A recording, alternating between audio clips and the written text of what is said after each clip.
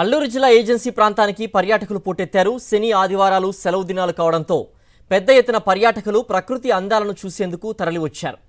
పర్యాటకులతో Araku కిక్కిరిసిపోయింది.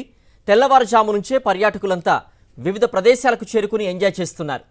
Vanjangi hills, wooden bridge, Chaparai జలపాతం, లంబసింగి మంచు అందాలు చూస్తూ ఉత్సాహంగా ఉల్లాసంగా గడుపుతున్నారు. అరకులోయలో హోటల్ గదులు ఫుల్ అయ్యాయి. పర్యాటకుల వాహనాలతో కిలోమీటర్ల మేర ట్రాఫిక్ జామ్ అయింది.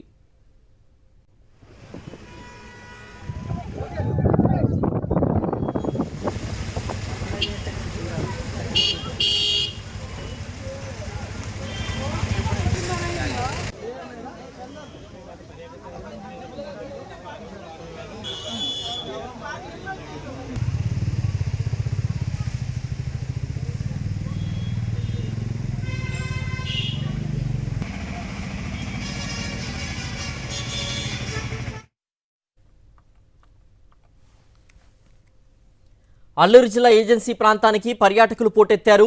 శని ఆదివారాలు సెలవు దినాలు కావడంతో పెద్ద ఎత్తున పర్యాటకులు ప్రకృతి అందాలను చూసేందుకు తరలివచ్చారు. పర్యాటకులతో అరకు కిక్కిరిసిపోయింది. తెల్లవారుజాము నుంచే పర్యాటకులంతా వివిధ ప్రదేశాలకు చేరుకుని ఎంజాయ్ చేస్తున్నారు.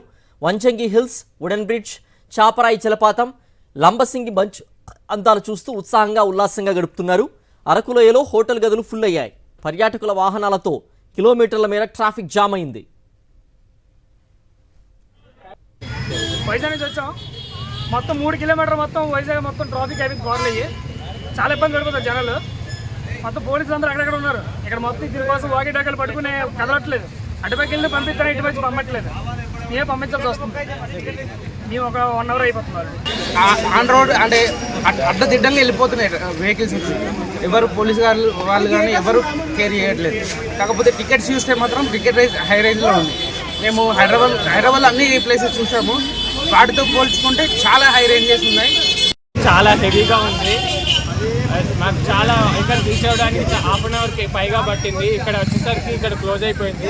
సో అరకు అనేది మన దేశంలోనే కాకుండా ప్రపంచవ్యాప్తంగా ఎంతో ప్రసిద్ధి చెందింది. కానీ ఇక్కడికి వచ్చి చూడలేకపోయినందుకు మాకు అందరికి చాలా బాధగా ఉంది. మళ్ళీ మేము ఈ రోజు వెళ్ళిపోతున్నాము. సో మేము వచ్చి 4 డేస్ అవుతుంది. కానీ ఇక్కడ ట్రాఫిక్ హెవీగా ఉండడం, ప్రాపర్ ఆర్గనైజేషన్ లేకపోవడం వల్ల ఇదంతా జరిగింది.